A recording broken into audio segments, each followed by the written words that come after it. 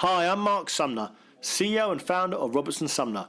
Welcome to the Channel Chat podcast, where we will share learnings, best practices and failures with some of the biggest names in the IT industry, all with the simple aim of being the go-to place for IT sales professionals and managers to learn from others with the ultimate goal of maximising performance and growing the channel.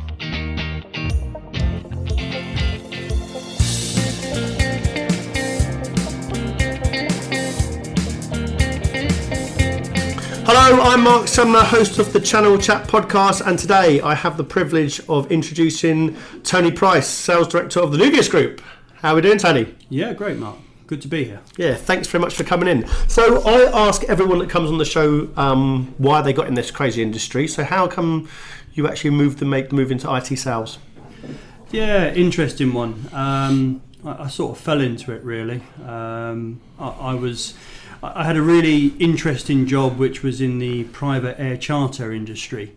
And it was more of an operational role, organising flights, and there was an element of sales to it because we were dealing with brokers and quoting them for private air charter for all kinds of different celebrities and rich people. And then I got made redundant. And within a day they took me back on because they were paying me so little. But then the business started to decline, and I was like, okay, I need to look at something different. And I saw myself being in that sales kind of environment, and applied for a role with an IT company, which was a distributor based in Woking, a company called CPU Peripherals back at the time. Right, okay. Really interesting. I think the wage was about £6,000 back then. Shows how old I am. It took me into IT sales. And was it on the phones or phone-based? Yeah, Christ. I mean, that was before email and the internet. And you basically, I keep telling my teams today is that 4 hours outbound phone calls, 100 phone calls a day. And that was a tough environment. It was very cutthroat. You were competing against, other people on your teams, trying to, achieve, spot prizes, and it was aggressive.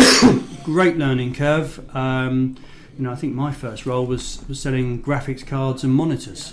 Right. So nothing very technical, which suited me down to the ground. And then it just sort of developed from there. I think within 6 months I was being recruited by a reseller at the time. Within 6 months? Within 6 months, yeah, because you build up relationships and they can see how attentive you are, how pushy you are as well, and they want that into their business so that they can train you a little bit more as well. And I remember actually going to see this company, agreeing to join them. I think I even went out for a Chinese dinner with them. And then once I handed my notice in, they offered me a slightly different role, which was more interesting. And I sought advice from a couple of people, so a couple of respected friends within the channel who had resellers themselves. And they told me to stick with what I've got, learn the trade. Learn the distribution. Yeah, learn the distribution piece, learn your trade. And it was probably the best piece of advice I got, because then from there, my career within that organisation, took off. I, really developed some of the skill sets, worked closely with the sales management, moved into different areas of the sales team. At one point, went back into a major accounts role, which was working with some of the large resellers in the UK. At that time, OmniLogic CPU were being acquired, CPU Peripherals was acquired by OmniLogic CPU, and then it went through another change, and the name become CHS Distribution, and it was great. Very, very single-minded, very focused, quite aggressive, probably a little bit too arrogant for my own good at the time. But what was really interesting is then I was trying to look into becoming into the sort of like that management kind of role, and they always hesitated because of that little bit of arrogance that I probably had. But as soon as I was given a management role, I flew. I had How old were you when you got first opportunity for management? Cool. I'd have been 23ish. Right. Okay. So young. Yeah. Yeah, young. Because unfortunately, for me, I'm not one of these people who actually went on to university. So I left school quite young. At the time, thinking I was going to be a professional golfer, but then realised that I wasn't good enough for that fairly quickly. And then started the work career with this operations role in the private air charter, and then come into the IT sales. So yeah, I did everything through hard work, putting the hours in. I was always into work, 7:30, 8 o'clock. As soon as the building was open, prepping my day, and I was prepared to put the graft in. Yeah, and then I was fortunate enough to get a management position and had a great team around me, some really good people that complemented one another, and we delivered some really good numbers, and that management role then just grew from there. Did you always want to go into management, or was it you fell into that, or? I think once you start in an organisation, you have aspirations to move up into a management kind of role. But when I first started there, I just wanted to sell. I just wanted to make money. I wanted to earn more than the £6,000 basic I was getting. Wanted to be able to afford something. Yeah.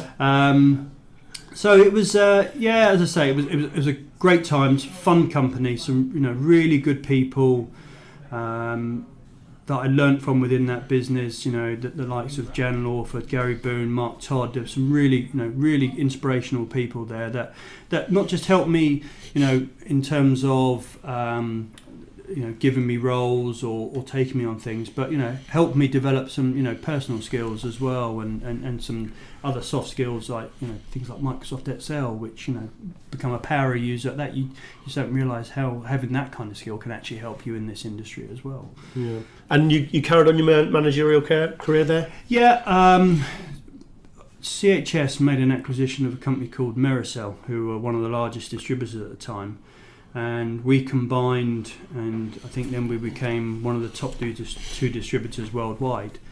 And there were a reorganisation, and four key positions were made, divisional managers, and you had to apply for it, which I did, and you weren't applying for a specific, you were applying to become a divisional manager. Right. And I was chosen to run software and peripherals division, which was one of the largest division. I think it was a £100 million division, about 30-40 team members roughly from memory.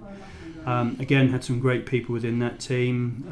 Again, when you're combining two companies, that was quite interesting, but we put some things in place, and our team was very stable, our performance was very stable, and then I was asked to go and we span out a licensing division separately, and I was asked to go and run that. So that meant moving from Great West Plaza back down to Woking, and we did a great job on running the sort of mainly Microsoft business.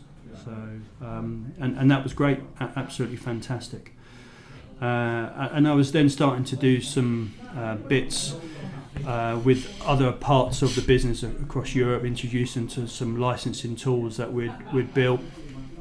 And from there, was recommended to go and start W Store. And they were a reseller at the time, were they? Yeah, they were a reseller in France. Aspirations to get going in the UK, and so I basically set W Store up in the UK from scratch, which was daunting. From scratch, literally, they had no footprint, nothing in the UK at all. W Store, nothing at all. Okay. So I was, how old would I have been at the time? Circa 27. Wow. Okay. Yeah, having never run a business. And never worked for a reseller either. Never worked for a reseller. Never run a full P&L. So how, without being disrespectful, Tony, how does a guy get an opportunity like that? So run a P&L, start from something from scratch, and run a reseller. They've never went to a reseller. Because obviously you've been successful in distribution, but that's a big jump as well, isn't it? Yeah, I think because people who were involved in that at the time saw the skill set that I had, that I could turn, and I could build teams, and I could turn little or nothing into good revenues and good margins. Yeah, for sure. I even questioned it myself at the time, and I was like, I'm probably not the right person for this, and they would convince me, no, you are. and I'm glad they did, because what a learning curve that was. Yeah, fantastic experience. Absolutely, to finding offices, making sure that you're trying to keep to some sort of cost base. Pulled in some great team members around me. Kate Gulliver was an inspiration at the time as well. She was brilliant. I recruited my sister, who was an FD, so pulled her in as well, and we really made the business work. We had some good sales directors along the way, brought in some other people, marketing directors, and we built a team out, and we grew from nothing to doing 30 million in revenues in year number 5. Wow. What would you base that success on? How did you do it? Sheer hard work, recruiting the right people, because in the beginning it was tough. We spent probably a little bit too money on marketing, because that's how the French leadership were pushing us to spend money on marketing and get the brand out there. And when you say marketing, what sort of stuff? Is it sending catalogues out, or what sort of marketing is it? Yeah, I mean, to be honest, we were doing catalogues. We actually, through our agency that we had, we created sort of a brand which had actually keyboards on it and home, because we were all about the internet. We were all about driving people to the store, the web store, the W store. But it was, it was designed for business. It wasn't designed for consumer. So we had hierarchical purchasing within that and other tools. So the money was spent on, advertising, wherever we could at the times. But that if I'd done that all over again, I'd have recruited salespeople. I wouldn't have spent that money on marketing. I'd have recruited salespeople, good salespeople, who were not afraid to pick up the phone. Well, okay, so first 5 years, 0 to 30 million. Yeah. And then where'd it go from there? We had a bit of a challenging time. One of our competitors took a whole sales team, basically. Wow. a whole major accounts team, offering them more money, better terms, and they'd had the experience of doing that before, which was hard. Hard to take at the time. But then, again, I love a challenge. I love those kind of aspects where you've got to roll your sleeves up and get dirty. So we recovered. The only thing we didn't do from there, we didn't push on from that number. Right. We sort of stabilised and were consistently around that number each year. And we made I think during that time as well, we'd made an acquisition in France of a company called Inmac W Store, or Inmac, which then became Inmac W Store. And we had some, I would say, cash issues over there, and we ended up selling out to Systemax Group, which was Misco in the UK. Yeah. So, at the time, was looking to do an MBO. Had a couple of people interested. One of them got fairly close to making an offer, but as we were doing that, the UK was included in the file sale, so it never materialised. Wow, but great experience for someone like yourself, those amazing ups and downs. Amazing experience. And, you get to see, it's a tougher environment in resale land. You're up, obviously there's a lot of competition. Yeah. And you're pitching to customers, and you've got to have a good, knowledge of what you're talking about as well. We were mainly mainstream products at the time, so mainly software and a little bit, mainly hardware with a little bit of software. Right. We had some good knowledge around software. Tried to branch out into other areas like storage at the time. But yeah, it was fantastic. Met some fantastic people along the way, which still friends with a lot of them today. Great. So Systemac took the sale of Misco, of W Store. Then where did that leave you? What were your options then? So basically, obviously they already had a UK MD, a woman called Sandy Price, no relation whatsoever. And we got on fine, but when their VP came over, I just said to him, so what do you want me to do? Do you want me? Do you need me? If you don't need me, I'm quite happy to walk away, make me an offer, and I'll walk away. It's not a problem. I'm not going to be a problem to you. So that's what happened. We negotiated a fairly clean exit, and that was sort of December time, which left me thinking, right, I need to have a little bit of a break, have a reset, which was January, February, March. Been a bit of a golfer. Worst time to be off work. And with a young family as well. It wasn't long before my wife was telling me, right, can you get off your backside and go and find a job? And that was interesting, because you think, okay, well, this shouldn't be too difficult to get back into, but it took a bit of time. And I was fortunate then to find a role not too far from your offices, down the road, with a company called Chiltern IT. Really good. Graham Nye, who was running that business, because they've since sold out, I would say had quite a big impact on my career as well. Introduced me to some of the leadership groups. Because I originally went in there as commercial director and then took over running the business.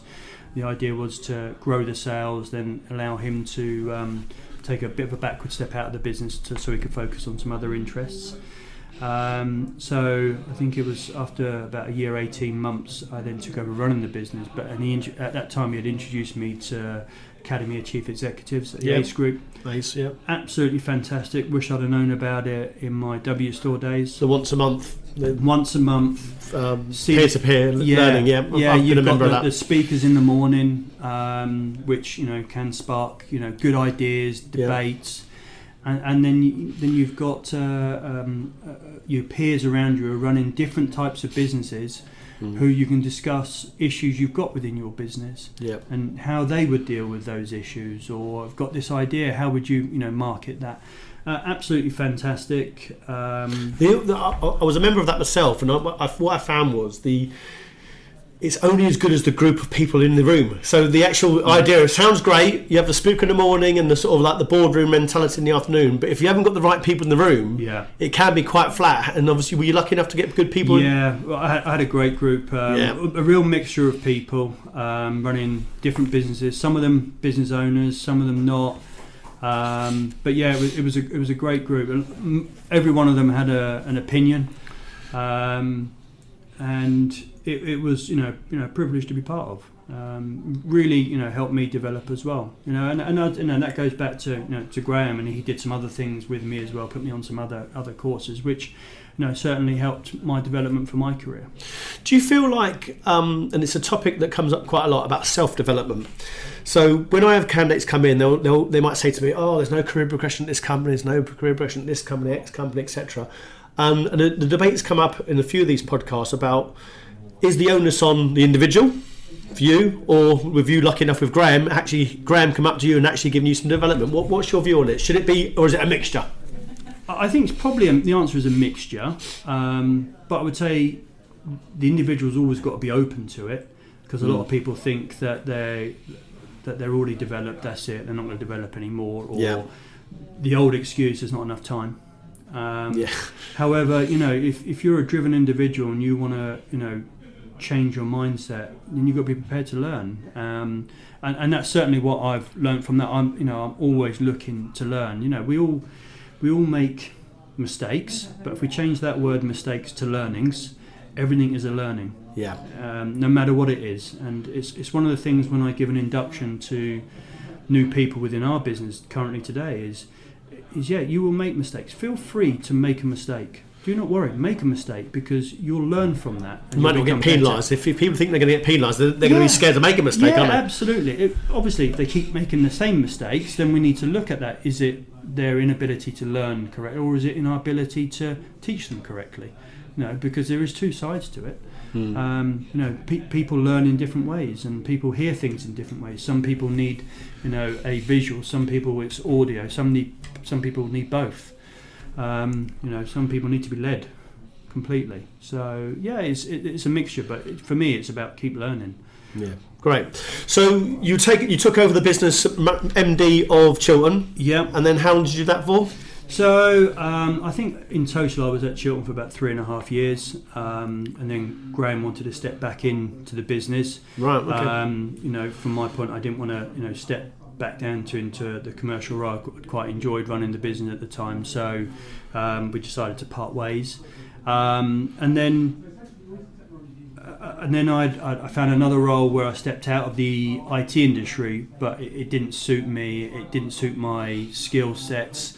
I had all my contacts, the little black book, all the people I knew were in the IT channel. It's been your whole career as well, Absolutely, isn't it? yeah. And so you got drawn back in? Yeah, drawn back in. So 10 months later, come back in.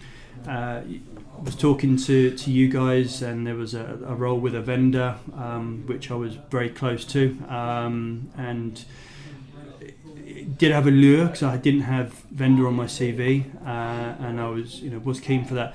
But then another role came up where it was cybersecurity, and great market, really had, and some advice I'd been given was, if you can get into cybersecurity, get in there, but you'd find it difficult because you don't have a cybersecurity background.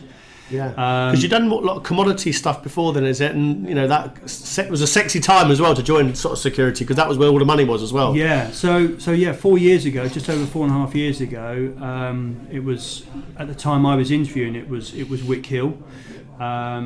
Met with the MD, the sales manager, then met with the owner of the business at the time, Ian Kilpatrick, and also interviewed with their group sales director, Helga, and just thought it was a good fit. It fitted me from a point of view, the product set. What was quite interesting, I thought, coming into distribution, I'll have a lot of contacts. I'll know most of the people because I've either competed with them or sold to them. But that wasn't the case. When I came in, it was like, never heard of them, never heard of them, never heard of them. What, the actual resellers? Yeah, because you get a lot of boutique resellers, people specifically focused on cybersecurity. Yeah. And some great names out there, the likes of companies like Pentasec, who are just leading the way, from a security point of view. Companies like Sapphire. There was a company called Rockford who got acquired by Sysgroup. These companies I'd never heard of, but really good people, being run by really good people as well. So really interesting. Also the other great thing about Wick Hill, it was 15 minutes away from home. Right, got it. Never one to miss a commute, but 15 minutes was the third tick in the box behind the other two, obviously most important things, which is the type of role and the monies that are on offer as well. So you joined them as what, sales director? Or? Joined them as UK sales director. Steep learning curve, as I say, because I didn't have any cybersecurity background, but they were looking for someone who could come in and put some things in place and obviously inspire and motivate. And we went through a great period. We had some great vendors and absolutely really enjoyable. I mean, the only thing I would say is 4 days into the role, it was announced that we had been acquired. Now I knew something was happening. I thought they'd sold, but I couldn't be sure. But they couldn't tell me because they were under NDA. We were basically acquired by Rigby Private Equity. That's now known as Nuvius. Yeah. And that was great. I thought that was really positive, interesting. Yeah. I thought it was a positive because Wick Hill were in 2 countries, and when we were acquired, they talked about going into, across Europe, building a distributor across Europe. So I'm sitting there thinking, great, if I do a good job, that's European role, hopefully, I can build into towards that, and that would be really interesting. 6 months later, they announced the acquisition of Zyco, so we had presence in 13 countries. I thought 6 months is probably not quite enough time to, put a marker down, but we obviously had other people in the business as well. So. Yeah. And Nuvius has been building out with other acquisitions of companies like Siphon in the unified comm space as well, and made acquisitions around Europe, a company called DCB in Benelux region. But it was really interesting when I joined Wick Hill, and as part of my sort of introduction I do with people, and I've even said it to partners as well. If you'd have asked me about value-added distribution, let's say 4.5 years ago, I'd have probably said it doesn't exist. From someone who'd been in distribution, from someone who'd been at reseller land, I would have said that there are specialist distributors. Yes, you've got your broadliners, your Ingrams, your Tech Datas. You've got your specialists. At the time would have been the likes of Hammer for storage, Maverick for audio-visual, and your Wick Hills for security, but they're all just specialists. However, when I started at Wickhill to see what they did, end user marketing, end user shows, to try and create that lead generation, to pass that on to partners. Product sales managers who are out in the field working with those accounts, trying to train them and enable them to sell those specific products. Then you've got a pre-sales team who are supporting that, a post-sales team who are dealing with partners and end users, solving issues. And then you throw onto that as well, a training centre for most of the vendors. Or you think, okay, so that's what the value add piece is. And I don't. That's a lot as well, isn't it? It's a lot. It's a lot. And there are a fair amount of distributors out there who can offer that. They probably just don't shout about it enough. From my time in reseller land, I don't ever remember Wickhill shouted about that enough. No.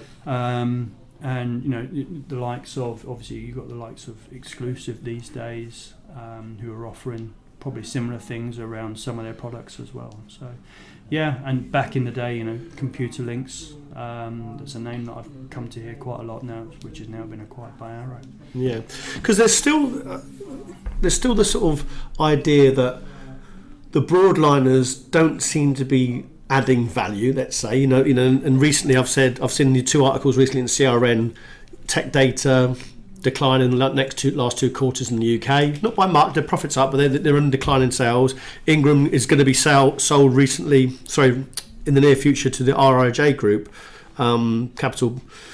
Now, are they actually adding value anymore? Because I'm looking at those sort of 2 companies, for example, and I'm not knocking you guys, don't worry about that, but the opinion is they're not really adding value. They're still commodity, they're still trying to say they're adding value or going into security, etc., or whatever new markets, but they're not really doing anything different than they did 5 or 6 years ago, and the specialist guys have now got the run on them. Yeah, there will be elements of that. I mean, I think value is always going to be decided by the person involved at the other end, because value for one person might be just, you're holding my stock for me, you're giving me credit lines, I'm happy with that. I'm happy with that. That's perfect value. That's all I need from you, because I have my own technical skills here. But then there are other customers out there who need that extra piece. They want you to help with some lead generation. They want you to help with the post sales. They want you to help with the pre-sales. So it is different for everybody. When you look at the likes of Tech Data and Ingram, they massive organisations, absolutely massive organisations, for sure have their place. For sure will look to branch out into more niche spaces, like CS. And for sure, there's parts of CS that will become commoditised, and which I'm sure they'll do fine with. But when it comes to that value add, I'm not sure they've got the infrastructure or the people to be able to go and do that. Go and do what the real specialists do, because that takes time to build up. So, also recently in CRN, I've seen that Nymans are going into an AV and security division, and also Midwich have acquired a couple of distributors in Europe. There seems to be a lot of acquisitions going on in distribution, and a lot of people going into different spaces to try and grab market share. What's your view on that at the moment? I think for the last 25 years, however long I've been in distribution or in the IT channel, distribution has always consolidated. And I think we'll continue to consolidate. We've mentioned Tech Data. I mean, they've brought Maverick, they've brought Hammer. No, actually, that was Exertus who bought Hammer, wasn't it? But there's always been those acquisitions and consolidations. It doesn't surprise me that the likes of Nymans are talking about opening up a CS division. I think, is it a little bit too late to the market? Potentially. There's already a lot of established players in that market, and that are doing it really well. Yeah. Good luck to them, by the way. But absolutely. And you, what they'll end up picking is tier 3 and tier 4 vendors who are trying to establish themselves in the market, who don't have the brand or the funds to compete with the tier 2s and the tier 1s that are already there. And it's one of the reasons why I think Wick Hill never really branched too far outside of Germany and UK, where it had really strong points. I think they tried to go into France at one point, but to try and broaden so they could attract maybe some of the bigger vendors to its portfolio, because vendors were looking for one single distributor across Europe. We get a lot of clients come to us in the vendor space and the reseller space refusing to have any candidate from distribution. And this is going to be controversial what I say, but this is not me saying this is the vendors and resellers out there.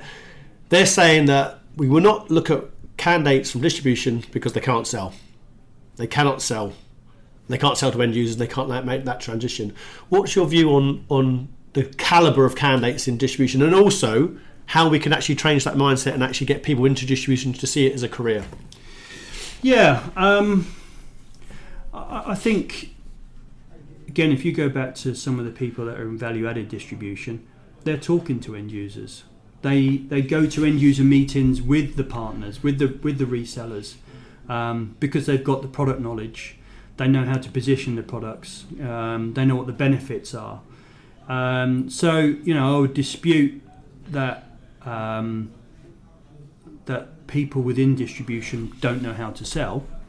I think there is an element where we in distribution are probably not training some of our teams well enough.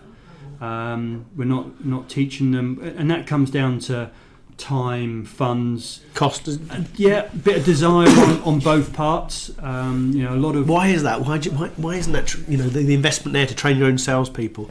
I think it comes down to finding those funds, and we want to find those funds. But then it's okay, we've got to train the guys on the product, because when the resellers are phoning us or we're phoning the resellers, we're trying to teach them about the product, enable them about the product. There's not so much the whole need to then try and help them close that with the customers, because you've also got vendors who are talking to a lot of these end user customers as well. And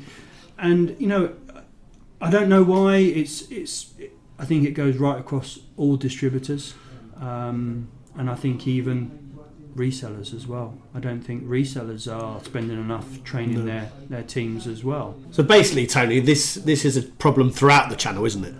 Yeah, I think so. Certainly from what I see, if I go back to my W Store days, we identified that as a problem, and we, just before we had the team recruited from us, we'd just started training our teams, doing some management training and also doing selling training as well, so that the sales guys could start to ask those why questions, and find out the facts behind what the customer needs were before them positioning the benefits of anything, and then position so they could position the right products to that customer. How do you think we can change the perception of distribution in the market? And what I mean by that is we get a lot of candidates come to us and say, one, I categorically don't want to work in distribution.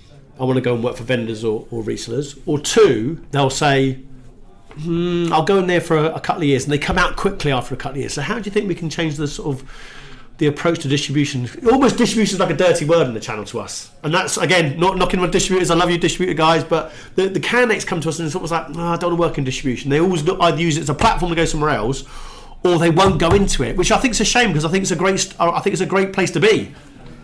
Distribution is a great place to be. It is so fast paced. Plus, you get to see both sides of it. You get to see what's happening at resellers, how they're working, how they're performing, what their needs are. Then you're working with the vendors and you see how they work, how they operate.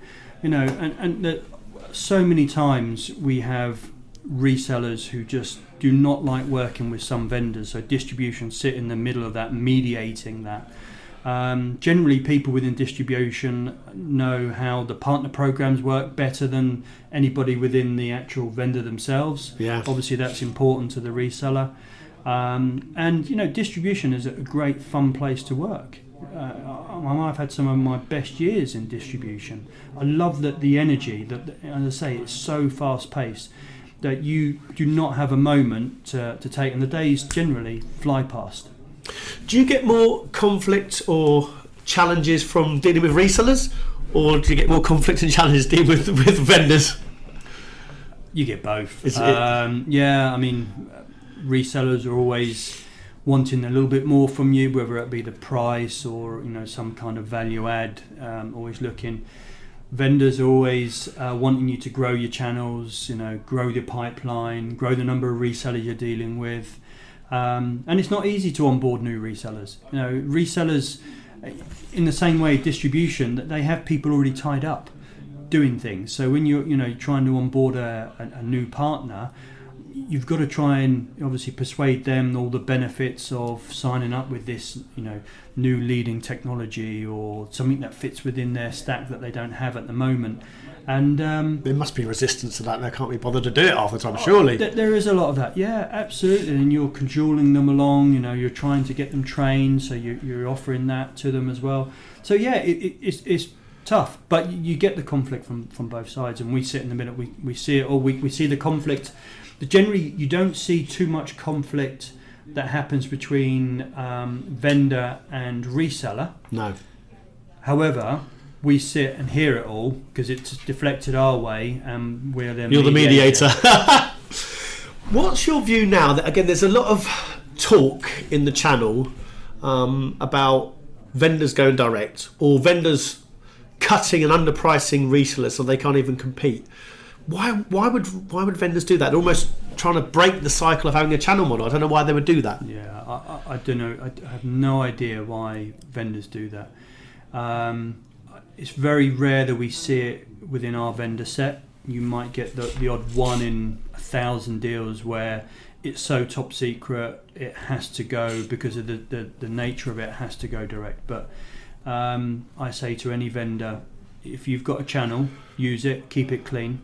If you're two-tier, keep it a two-tier channel. Everybody's in that channel for a reason. If you've got a mixed channel of a little bit direct, a little bit through the channel, I think you'll fail. Why do you think they'll fail? Because different messaging, or what? Resellers won't trust them. Really? Resellers won't push that product so hard. It might be a perfect fit technology-wise, but they'll be too worried about that deal then being taken direct.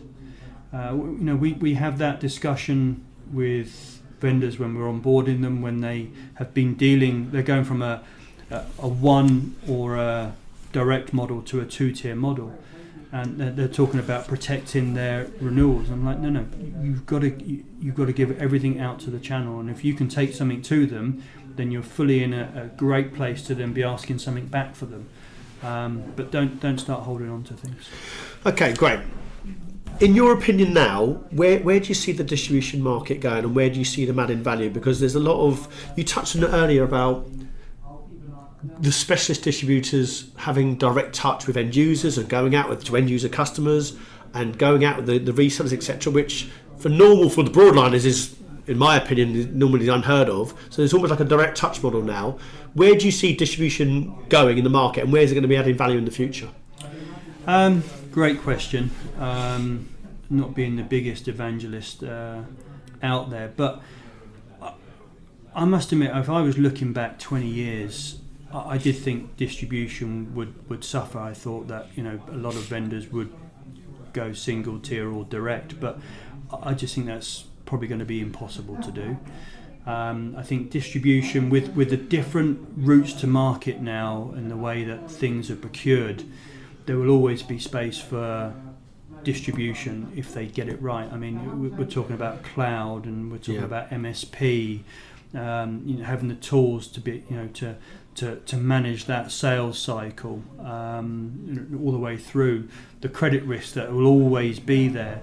So distribution will always have a place. It does have to reinvent itself. It does have to look at ways of helping partners develop their business. So one of the big plays at the moment is a lot of businesses are trying to transition to an MSP model. Yeah, a lot of partners are trying to say that, aren't they? Yeah. We're not going to sell kit anymore. We're now a service provider. Yeah, and that's a huge thing to try and do. If you look at Misco, when they said that, we're going to transition to selling services, that's their biggest downfall. So they got laughed at in the market. Yeah. Computer Centre come out and said what a joke it is. Yeah, keep selling the product. Try and sell the services off the back of it. It's the easiest thing to do, and you've got great businesses out there like Softcat and CDW as well, who have done that. They've got good service elements to their businesses, but their mainstay is selling the product. Yeah. Sell kit and then sell services on the back of it. Absolutely, Yeah. and value-added distributors will continue to do that, and they will continue to provide training centres to train those people, because some of it, that product becomes even more complicated. So you need to be trained on it. Yeah, because you can't distribution. Again, I'm a recruiter, so it's not my forte. But distribution can't just be a logistics warehousing and then just say we'll just ship out kit. That won't be good enough now, will it, in 2019 to be successful? No, absolutely not. Providing credit to those that are credit worthy, doing logistics. That is the mainstream of any distributor. The value add piece comes to how you market, how you help partners market, how your sales teams are help enabling those guys, or maybe helping them go to an end user meeting. Services, 24/7 services, so that they don't have to set up that whole infrastructure. So yeah. Great. Now, you're a great person to ask this, because one of the things I want to do on the podcast show today is I want to make sure that candidates, and because if they listen to people like us, we'll say distribution is the best place in the world. They might not believe us, but you are a person that can answer. But also, you're a person that got tempted or headhunted to go out of resale and got advice to stay in. How can we, or what advice would you give to someone who's looking to get a career into distribution, and then once they're in distribution, stay to make a name for themselves? How would you suggest they do that? So I think distribution is a great starting block for anybody going into IT sales. And do you know what? That every person on the podcast show has said, start in distribution. How can we get them in distribution? How can we keep them there? So that then becomes down to the distributor that they're working for and what opportunities arise. And there will always be opportunities that arise in distribution. In some of the specialised ones, it might take a little bit longer.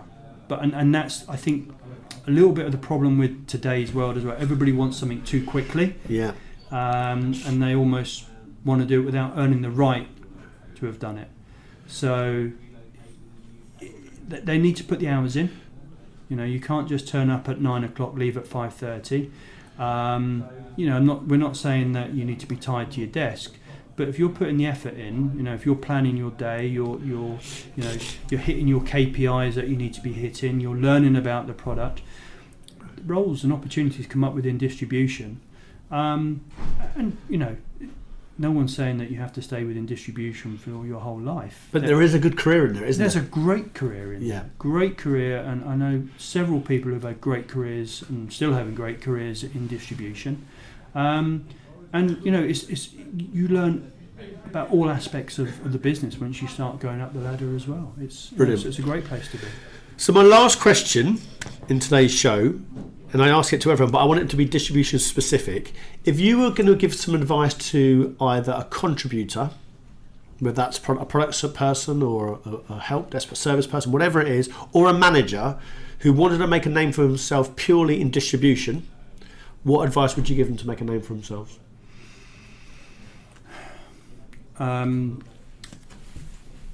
You've got to have the desire.